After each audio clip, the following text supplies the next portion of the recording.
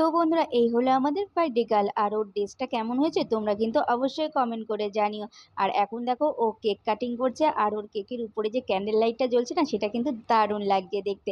তো চলো ওর জন্মদিনে কি কি রান্না বান্না হলো তোমাদেরকে দেখাই।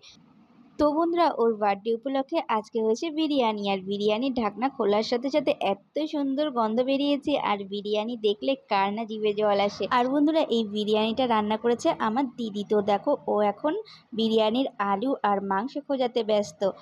আর জানো তো বন্ধুরা আমার দিদি খুব সুন্দর রান্না জানে। তো দেখো ও মাংস আর আলুগুলো এখন খুঁজে খুঁজে বের করছে। তো বন্ধুরা ও বিরিয়ানি থেকে আলু আর তার সাথে মাংসটা দেখো আলাদা করে নিয়েছে, আর এখন দেখো ও বেড়ে নিচ্ছে আর একটা গামলাতে, যেহেতু সবাইকে খেতে দেবে তো সেই জন্য ও দেখো একদম সাইড দিয়ে কেটে কেটে নিচ্ছে।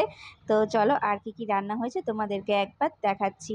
তো বন্ধুরা বিরিয়ানির সাথে এখানে করেছে দেখো আমের চাটনি। তো আমের চাটনি